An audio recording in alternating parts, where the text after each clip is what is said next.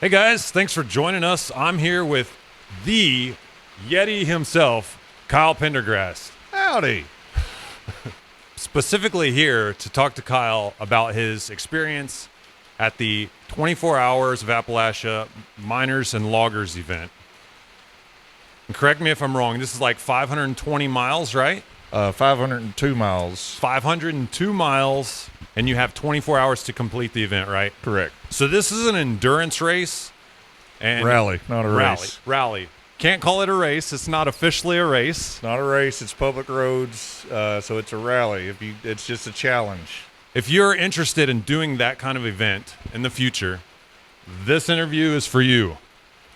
We're going to talk about all the stuff that Kyle did to prepare, the experiences he had along the way, lessons he learned, hard lessons. Yes. And just hear all about it. So thanks for joining us. Let's get in it.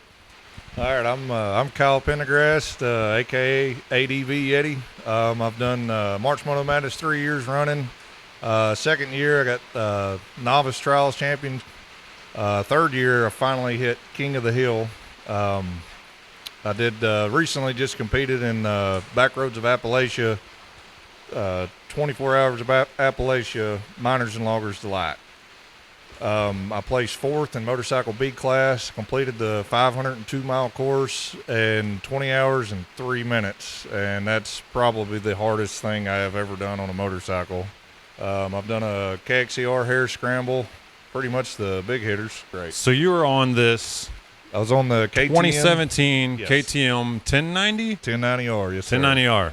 Yes. That's a heavy bike for such an endurance race. What made you want to do this rally?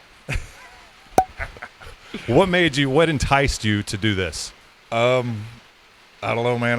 I wanted to do Mothman earlier this year, Yes. and I signed up for it, and then just life happened. It didn't work out. We couldn't get Okay. up there, so I bowed out of that one about a week before the event. We realized we weren't going to make it, Yeah. and then I guess and I didn't even expect to finish that one. I just wanted to see how far I could get. Right? Yeah. And then after enough thought for that, and then it just kind of burned me up that I had to bow out. Yeah. I decided I was going to do this one, and the format was a little better for your first time, being, it was 3 different routes, 4 laps total. Do lap 1, it's totally on route. Lap 2 was the hard route.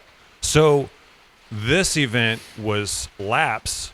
So Yes. you were coming back to the same checkpoint like each time, Yes. but there were different routes. Yes, laps 1 and 3 were completely their own thing, and then lap 2 and 4 followed the hard route of the event. Basically you get to run it in the daylight and then do it again in the dark, no matter Wow. what you do. Because it's 35 mile per hour max average speed, and which at first I was like, oh, that sucks. Like 35 Right, that's slow. No, it's technical enough that there were sections I was doing 14 and 16 and 18 miles an hour, just Yeah. trying to keep that beast upright. Yeah, And, yeah. Okay, so I guess we'll start with prep. Yeah. First thing was picking tires. So I opted for the Tusk Waypoints, just to keep the Tusk experiment going, and they did phenomenal. A little bit more bite off-road would have been nice, but not necessarily needed. Yeah. But they were so much better on the street that I was able to, on the paved sections, I was able to recoup a lot of energy because I wasn't, I was relaxed. I wasn't tensed up from Gotcha. worrying about. From your experience, how much about percentage-wise was pavement? I want to say it was probably 60%, 60 to 65% dirt, and 35 to 40% street. Okay. And some of the best twisties I've ever been on in the middle of nowhere. On dirt or twist or pavement? Yes. Both. They That's were- what I thought you'd say. Yeah, okay. it was. So let's jump back to prep. So you talked about the tires. What else did you do in prep for the event? Tires, picked a set of tires, threw them on, running them. I added extra lighting, which was, number one. I was so curious. Most important, I feel like. That crossed my mind. Okay. I see where you mounted it. Of course, went through went through it front and back for fasteners, loose fasteners, all that kind of stuff. I ended up putting Usual maintenance checks. yeah. Okay. Yeah, I did not change the oil because the oil was good, but it definitely needs it now. I can feel it in the clutch because I rode it to work yesterday. It's time. Yeah. Yeah. But it did good for the whole event. Okay. So What about like food and like throughout the day? What did you do to prepare for fueling yourself? I'm almost 7 weeks into no sodas. It's pretty much just water. Nice. Yes, no, water, coffee. Wow. And some beer. Yeah, still Coffee and beer. drinking beer here and Yeah, there. okay. Past that, I was trying to do 15 push-ups pretty much every quarter at work while I was on nights, which would be like every 3 hours. Do at least 15. I see. Okay. First day was 20, and I Oh, was so like, you were doing your body preparation. The quitting sodas was part of like preparing for this event, or was that just a general life change? well, I decided to do it for the event, and it's Carried on. it's carried on so well that I'm just going to see how long I can go. That's a really good call. Yeah. And then, so now you're doing physical exercise Mm-hmm. to prepare yourself for the event. Push-ups. What else? Just pretty much just push-ups, and I walk at work anywhere 10 to 14,000 steps a day. So, It's pretty good. well, it's just a lot of running around and Yeah. trying to save the day or manage stuff at work. So, the only difference I did with that is even when I didn't need to be in a hurry, I kind of power walked. But that's really the only physical preparation that Okay. I went for, because just mostly due to time. What about for the event? How did you manage your fueling yourself through the event? So I've got some Clem backpack. I wanted a Pigs in the Forest rally on the raffle. Okay. It's like a $200 pack. I'm a cheapskate, so I never ever would have paid the money for it. Yeah, But yeah, after I feel having you. it, absolutely love it. Carries good. Okay. It's got the Camelback in it. I had that full of water. I had 3 or 4 bottles in the saddlebag, and then pretty much protein bars and No- some crackers. Okay. And I never touched the protein bars Really? and the crackers, and I'll explain that a little bit. Okay. I also carried the electrolyte pouches and the water bottles on my saddlebag. After a lap, or in the middle of a lap, I got too thirsty and just water wasn't doing it. I dumped the hydration pack in Yeah. it, shake it up, chug that, and keep moving. But Okay. At check-in at Hinton, the Wheeling for Hope ladies, who are amazing, thank you again, because y'all saved me a lot of heartache, I feel like. As soon as you rolled up the check, they were handing you, what do you want? Candy bar, fruit. Yeah. I was going to snacks. ask about that because I water. saw something in the post that there was some volunteers like really helping out that made a big difference. And it made me wonder, like, because when I thought about doing this, I thought, okay, I need a support element. I need my wife, or I need a friend Right. or friend to ride with me, and his wife can maybe be a support, so that each time I hit the checkpoint, somebody's there to refuel us, both water, food, and fuel itself, like to help with all those things. But there were people there volunteering. Yes. Okay. So do you think having your own support element is necessary, or would it be beneficial? So I think it would be beneficial, but the way they set up the Hinton rally was really not quite necessary. So that was some weight I could have shed on the bike. Okay. Which the water went pretty quick. Each loop was like 120 to 130 miles. So, just big thing is the hose to the Camelback, I'd stick it up in my helmet, Yeah. and just kind of let it stay there. And when I wanted water, or I started just, even when I didn't want water, I was trying to just like a hamster, just a Yeah. little bit at a time. Just keep the it whole- coming. Yeah. the whole time. And then, that's, as far as food and stuff, that was pretty much it. And I figured, all right, well, let's see, lap 3, probably about 3 o'clock in the afternoon, I was on lap 3. I won't say I started it then. And it took us through Beckley, which was like an actual town. Yeah. I say that by like, it's, they had stuff like Hinton. you Hinton closes could just doors at like 5 p.m. Stop and Yeah, grab so I something. found essentially. gas station I hit, and Okay. then I hit a Taco Bell, which probably wasn't the best decision. Okay. But I really like that grilled steak burrito, and I had snacks since we started at 7 in the morning. Yeah. My wife cooked me a very good breakfast before I left the RV to go up to check in. That's really good thinking. That was that helped. Bacon and eggs and some toast. Okay. It's good, decent protein, a little bit of carbs. So, what did you expect to experience before you set out on this? Is this your first 24-hour endurance? My first Was 24-hour first, okay. endurance rally. I've done a few hair scrambles on dirt bikes. Did the one on the 1090, and but this was by far the furthest. This is Okay, furthest so I've what ever were rode your in a day, period. expectations going in? My expectations, I loaded it like it was a solo mission, like I was doing like a BDR alone, I guess. Yeah. But maybe with without as much gear, quite as much gear, but it was pretty much the bare minimum for like a BDR. Like I had an extra pair of socks and a roll of toilet paper in a Ziploc bag. That's good thinking. That is good thinking. Did not have to use either one. I had winter gloves, one extra pair of gloves, and some glove liners. Which, looking back, I could have just had the liners. Yeah. For my normal riding gloves. Okay. But I knew it was going to be cooler up in West Virginia. I'm from North Alabama, and it's been hot and it cooled off a good bit. Yeah. So, yeah. after dark, I got chilly. Ended up with a armor jacket on again. I ran one lap one with thermals and the armor jacket, and by the end of it, I was sweating, so I stripped the jacket, and I didn't want to take time to take off the thermals, so I took off again, and then I probably lost a lot of water sweating, just waist down with the thermals on, but because you don't get a ton of airflow to your legs on the 1090, and the motor's notoriously warm.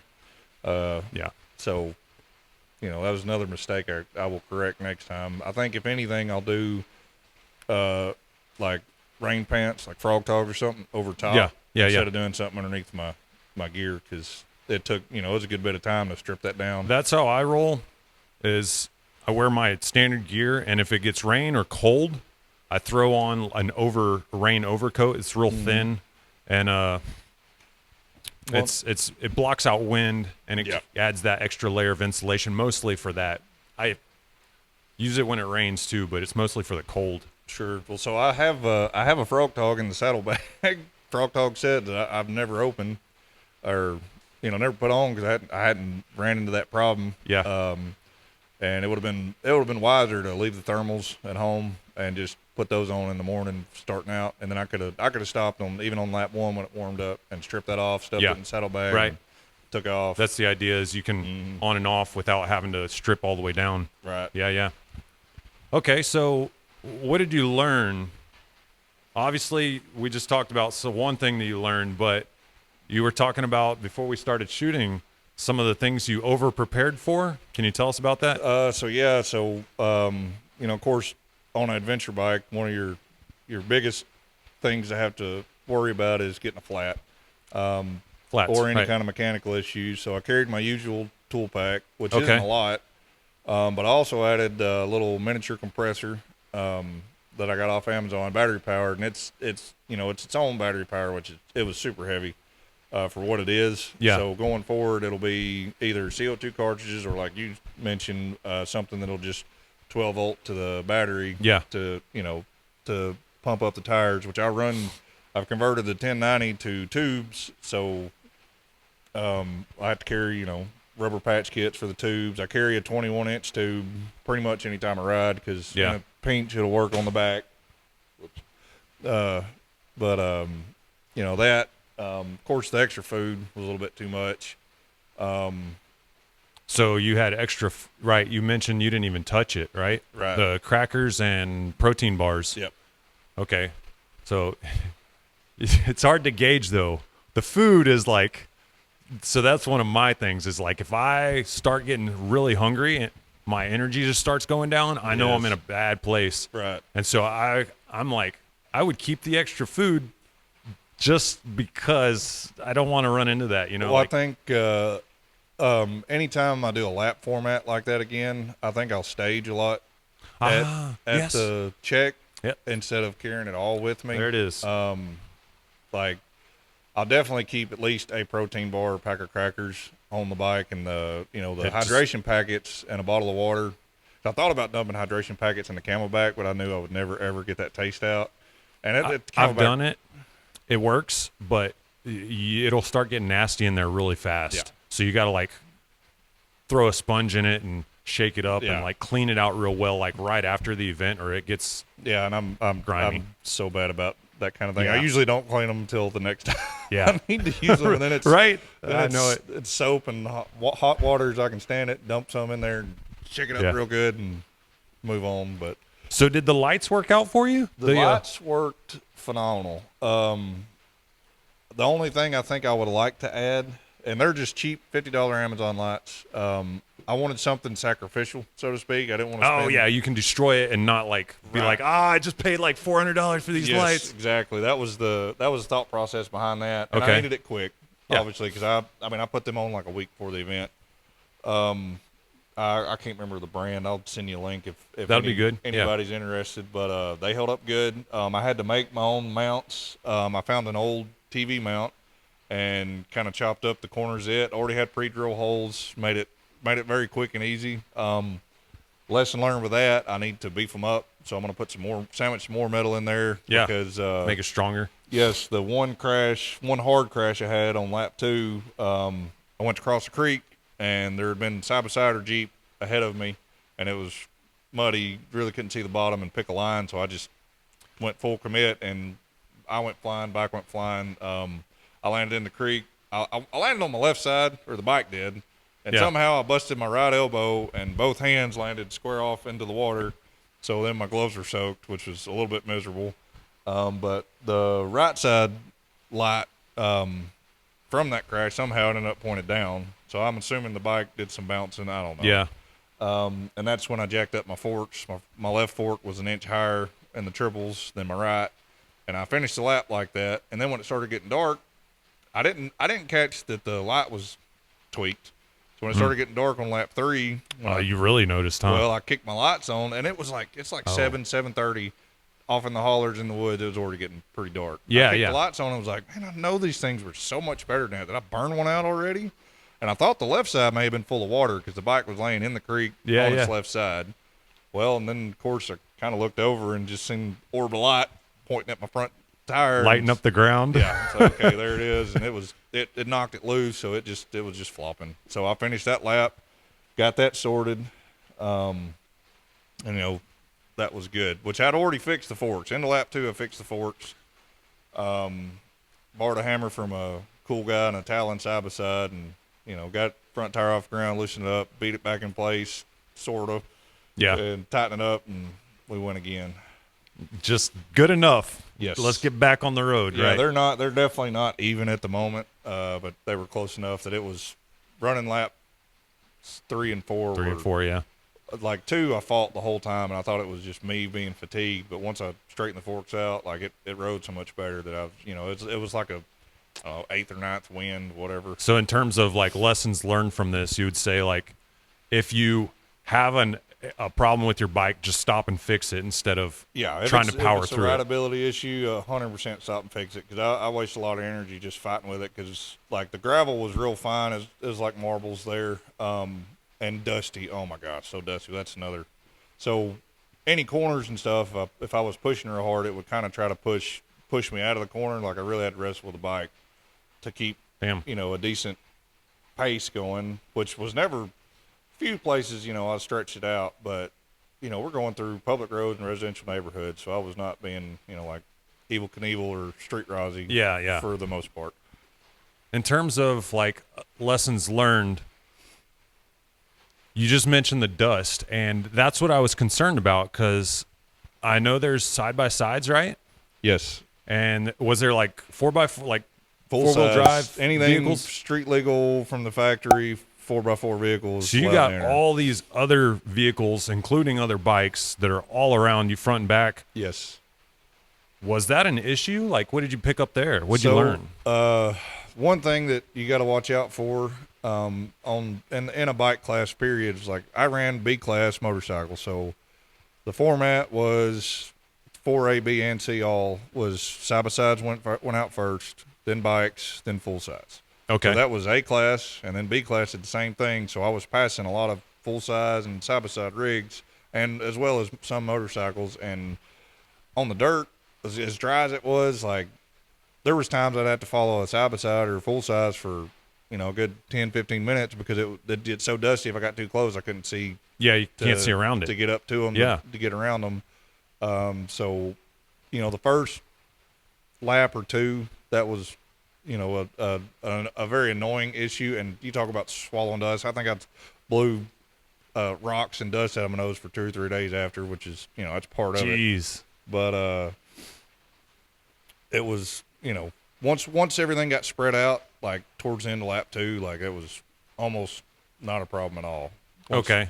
But you had to get a third of the way through the event before you were like in a space that you actually had some space, so you weren't just sucking dust. Yeah. Well, it was, like you'd get a good break through laps 1 or 2, and then maybe an hour tops, then you'd start seeing that dust lingering in there, and like, well, here we go, and you'd ride it for a good ways, and then finally catch up. And the side by sides and the full size rigs, I commend them because as soon as they knew you were there, they were really good about. That's what I was just about to ask. Is like, how was their attitude on the whole bikes thing? Yeah, they were great. That's good. That's good. Real good. I was happy about that because I sure didn't want to have to like fight for position with a freaking full size rig. Yeah, right. That's not cool. No, not cool.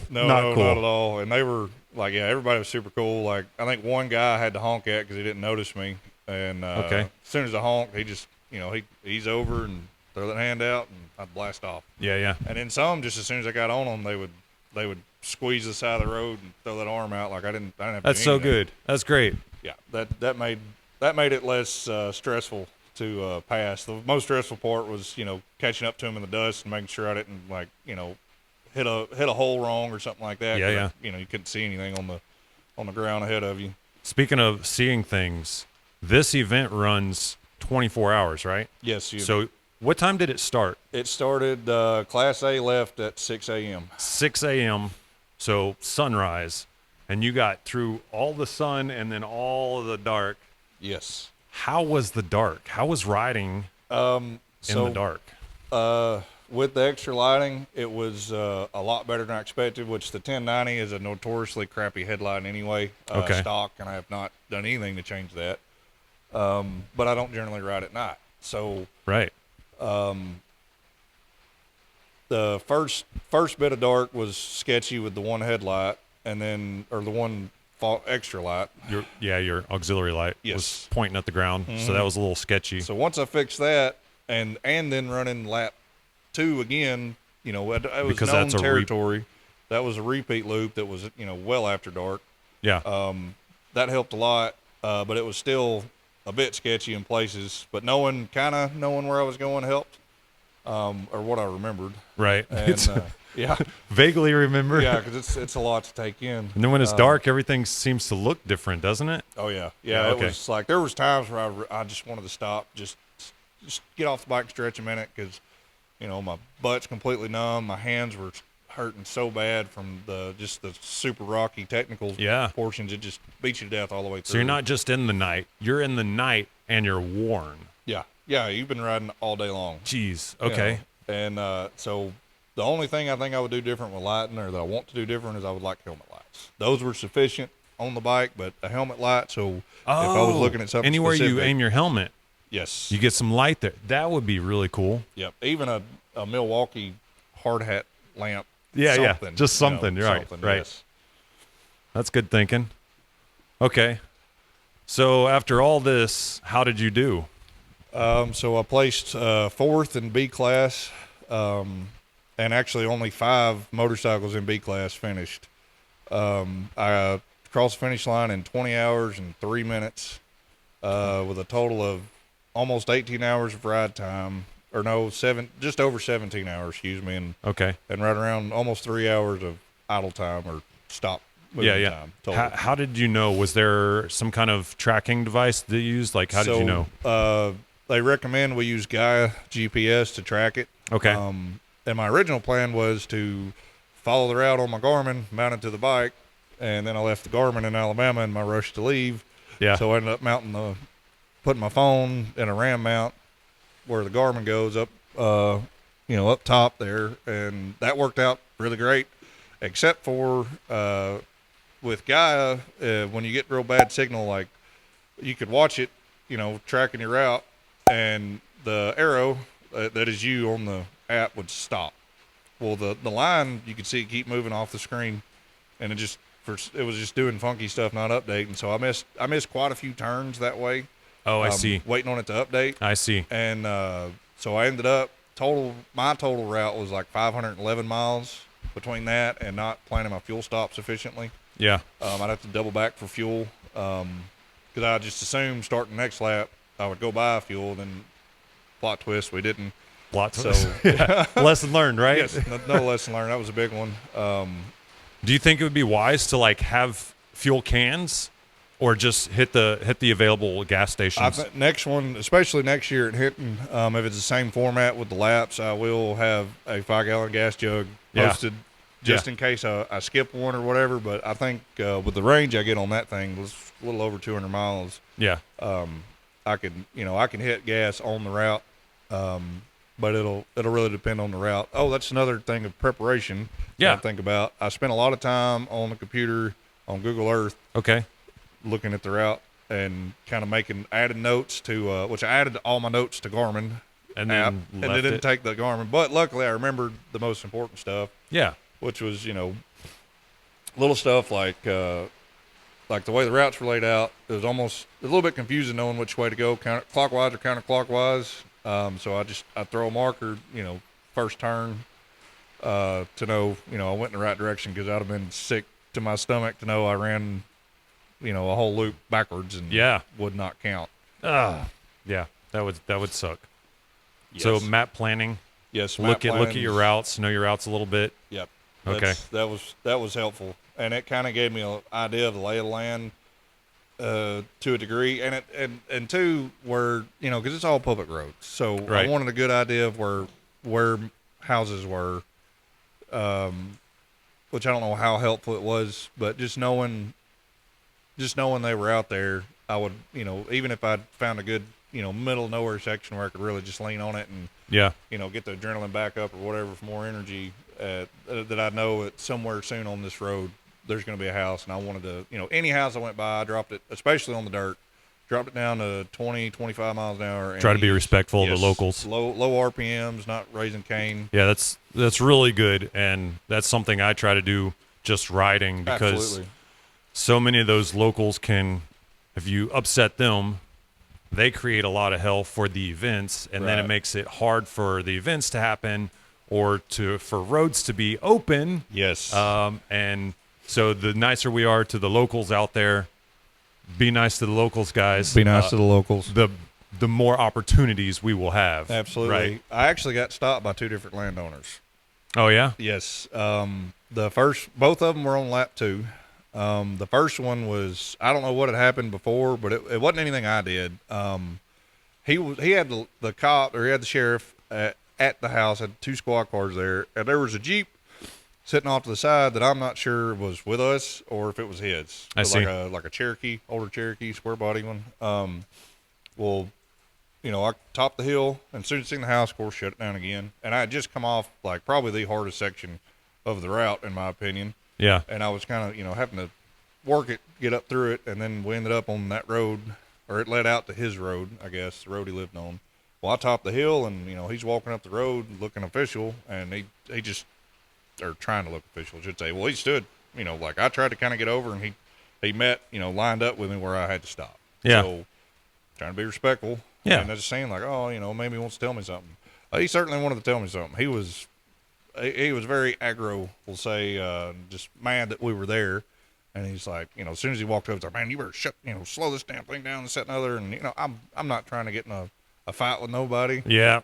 Just out to ride. Yeah. So I waged peace, so to say. I just said, yes, sir, that's no problem. I was like, as soon as I seen the house, I slowed her way down. I was like, I'll be quiet going by, no worries. Yeah. And he said, the best thing you can do is turn this thing around and get out of here. And I said, okay, all right, that's fine. Of course, in my head, I'm thinking, that's a public road, buddy. Like, as long as I'm not breaking any laws, you can't do anything about it. And he, huffed and puffed a little bit more, vented at me, and turned around. And as soon as he turned his back to step away, I just fired it back up and on your way. Eased on. And of course, cops were just sitting there, didn't say a word to me or nothing. Right, they can't. I mean, now They can do other things later on, but they Sure. can't sit there and pretend to own the road. So was there a turning point? Did you have a point where you hit a wall? Was where you were just like, oh crap, like I'm not sure if I'm gonna finish this. So yeah,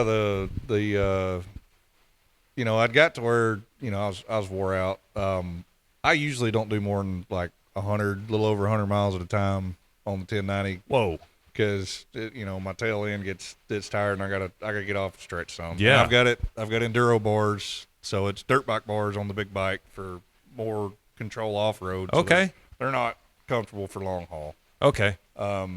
So, but the actual totally physical wall I hit is I wrecked like hell on lap 2, trying to hit a creek crossing. The water was pretty muddy because I was catching up to the side by side, so I couldn't. Oh, I couldn't, see. Couldn't see the rocks. And Yeah. I mean, I hit and it ejected me like a Damn. and landed hands in the water, busted my elbow, and was just tender all over my side I landed on. Aye. And got up, picked the bike up, got it out of there, and that's when I realized, I don't know if that's what tweaked my forks, but that's when I realized forks were tweaked. Okay. Just getting off the bike and looking at it, and Yeah. sitting there thinking like, this may be it. I may finish this lap and be done, but I'm going to finish this lap. Between laps, my ritual that helped me tremendously is I had the AirPods in one of my pockets on my gear, take the helmet off, and going over stuff, eating or whatever, I'd call the wife. She was down at the RV with our youngest son, Sam. Okay. Kind of keeping up with me on Life 360. And Wonderful wife. Oh yeah, and then just it was a relaxing vacation for her for the most part, and I went and played Massachusetts, I guess Massachusetts. Masochist. Yeah, that word. Yeah. But I would call her between laps, kind of tell her about it, and of course she was a great pick me up. After lap 3, I was pretty sure I was done. Like I was gonna tap out. Okay. And it was after dark, and I got cold. I was tired. Called her, and like I probably looked whooped enough that they wrote DNF on the time card after lap 3 because I told them, I was like, I don't know if I can keep going. And so I called her, and she wasn't pushy at all. She's not. It was more of a it's like, well, she's like, there's no shame in quitting. She's like, but just like I know, if you don't do it and you can at all, it's gonna eat you alive. And she was right. So those little talks with your wife in between really helped keep you going. Lift my spirits, made me feel like a badass, I guess. Hell yeah. And so I probably good 20, 30 minutes between lap 2, 3, and 4 at check. I gathered myself, made some adjustments to gear, and I decided, what, if I'm going to run that last lap, I'm stripping all this crap off the bike. I didn't carry a tool one. I had my Camelback, a jump charger, a little cell phone size jump charger. Yeah. And water. That was it. So you just stripped down to essentials. Yes. And that's it. And took off, and I figured if I got a flat, somebody would be out there and help. Yeah. So, and of course I ran 24 PSI front and 22 rear to avoid flats. I probably got better traction if I'd have been brave enough to go lower, but I was doing my best to avoid pinch flats. Okay. But yeah, that talk between lap 3 and 4, and just once I got back on the bike and got moving, and I knew, and part of it too, I wanted to quit because I knew what I was in for. I'd done it once, and now I got to do it at night. Yeah. But after getting my fork straightened out, it was, and then knowing the lines to pick, or kind of knowing, it made it a lot easier. And I only dropped the bike one more time. I actually missed a turn. Okay. Maybe in lap 3, I missed a turn, and when I went and I was way up a hill when guy updated and I realized it, and I went to turn around, I was exhausted and tiptoeing, kind of because it was uneven, and dumped it, and I just, oh God, Lord help me, what am I doing? What is wrong with me? Yeah. And picked it up and got going again. There was a lot of that, like, what is wrong with me through the event? Like, I have lost my mind to freaking sign up for this insanity. So everything that you've told me through this sounds like you ran it solo, essentially. Yes. What I've considered is running it with a team of like maybe 1 to 3 other people, kind of running it as a group. What do you think about that? So my original plan was, when I got there, I was going to try to find somebody running my pace and just kind of stick with them. Okay. And us run together. Yeah. And There was a few times throughout the event where I ran together with guys. Brian Randolph, we ran together on first lap for good ways when he caught up to me. I think he was actually second place in our class. Okay. The guy in first ran with me for maybe 215 miles of the first lap, and about wiped on a paved section because there was some gravel in the road. And Okay. kind of and it shook me up, so I waved him by and let him go. I And see. he was on a 1200 GSA, and he got first place in B class. Wow. Like, that was impressive. David That is impressive. Porter or Portner. David was his name. Super cool guy. So then Brian Randolph he's on the CRF 450L or RL, whatever. We ran together for ways, and we stopped. One of the stops to take a leak. Yeah. Chit-chatted for a few minutes, and ended up, I think we ran to the end of that lap together, and then I think he left out again before I did, because I was, messing with gear, learning lessons. Yeah. Yeah. And then at the end of lap 4, Lee Carpenter and I ran the worst of it together. And he had helmet lights that were like sunlight. Like, Oh, that's what gave you the idea, right? Because he ended up behind me because, I could tell he was gassed out when I got up to him, like he was tired. It was a pavement section. And he kind of let me ahead, and then he just started chasing me because I guess he probably seen that big bike and was like, because he's on a Husqvarna 350. So he's seen that bike and he's probably thinking, damn it, if he can do it on that thing, I'm going in. A little bit of inspiration for him. Yeah. And he's got these beaming helmet lights. Oh, my goodness. And he told me he had them on dim, but they were like, they're the rougher stuff, like the creek bed, like rocky, super rocky, just felt like miles of hell. They were helpful. And he had them on dim. And he told me after the next day during, like the banquet, I guess after Sunday, that he's like, man, I had them on dim. I didn't want to mess you up and blind you. I was like, no, dude, next time turn that stuff all the way up. It was helpful. Helpful. All right. So you kind of ran with people here and there, but do you think going out with a set group is a good or a bad call? I think you're going to, it'll be good for those that need support. Okay. That need some help. But I passed many groups of bikes that were stopped, trying to get their stuff together. And, I'd slow down. Hey, y'all good? And somebody give me a thumbs up, and I'd keep on moving. Okay. So, if you want to finish it, it's just going to slow you down. If you want to go fast, go alone. If you want to go far, go together. But I think you need to be with a comparable rider. Right. And, it's, the matchup's going to be important. But I think The match pair is most important. Yeah. a pair would do well because you can kind of push each other, but you're going to have to be, you're going to have a lot of Grit.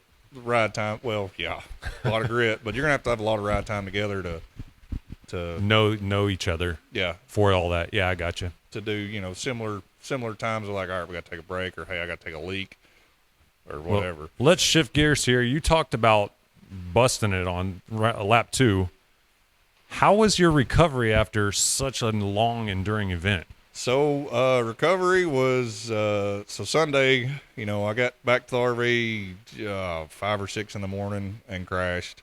Next day was everything was sore. Couldn't hardly get up and down out of a chair. Looked like an old man. And then just pretty much we stayed Sunday again, so I had kind of a down day. Yeah. Wife took very good care of me. Ate good. Not a bunch of sugary crap, but like, protein, fruits and stuff like that. Other than that, Monday we left, drove home to 8 hours home, and went right back to work Tuesday. So I guess recovery was just, I worked the soreness out at work. Yeah, yeah. I was thinking about being at the event for guys like yourself when y'all finish, and just kind of be there to receive and like sit down and record a short interview. And I thought, how absurd.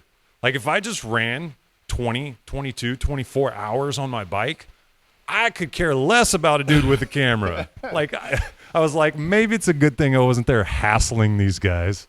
So in that, I really appreciate you sitting down, taking the time to share what you learned and talk about this with us. Absolutely. Final question for you. Would you do it again? I am going to do it again. You are. Considering I placed 5th or better in my class, I'm invited to the Kentucky finale, Haunted Hollers, the week before Halloween in October. And my only decision now is do I take the lessons I learned with this bike and prep it for some Daniel Boone backcountry byway Yeah. Kentucky riding, or do I set up the wife's Beta 500 for me and run it? So I am going. I just don't know which bike I'm taking. And, the 1090 will definitely need tires. I'm going to have the suspension overhauled before that. So that's going out Monday. And then after I get that back together, I'll ride it and decide which one's going to go. So, what are you going to place? First, B class. There you first go. Place. That's my goal. I signed up for B again, just because it's what I've run this year, and next year maybe move to A class depending on how the next event goes. Okay. So I really wanted to do this interview, for one, to share with all of the viewers out there, but two, because I saw the Mothman's Revenge event posted on Facebook, and I was like, that's doable, but not like too much over the top. I've seen like 3-day events, and I was like, I don't know if I could stay awake that long. That's like a team thing, maybe. Yeah, like, definitely. I just thought it was kind of absurd, but I felt like with a 24-hour event would be very doable and very trying at the same time. And so I was really inspired. And so I was curious about all the lessons learned, how to prep better and things like that. And so once again, thank you for sharing. Absolutely. I appreciate you taking the time with us. The last note that I'll say is the side by sides and the full size rigs, like it takes some grit to do that, just to be in that rig that long. Especially in technical stuff, but for anybody that's done it on a motorcycle, man, that's a warrior mentality in my opinion. Because there was a lot of time, there was more times of me thinking about this is insane than there was of this is awesome. And then for whatever reason, the next day, by the end of the award ceremony, I'm ready to do the next one. So maybe it's insanity, I don't know, but I love it. I think I'm pretty hooked. I like that. It's a warrior's mentality. You got to push through a lot. Every little thing, because you got to be strong or dumb or like dumb, belligerent, hard-headed. That's the word. Yeah. Say, hey, you got a YouTube, don't you? Yes. TikTok and stuff. You want to tell them about it real quick? Yes, ADV Yeti, or it's ADV_Yeti at TikTok. I think that's right. And then on Facebook, I want to say it's same deal except 31 on YouTube. Search me up, check it out. I've got a Facebook page as well. It's ADV Yeti. Don't do a whole lot with it, but Kyle Pendergrast on Facebook if you want to keep up with our shenanigans. All right. Live free, ride hard. I'll see y'all on the next one.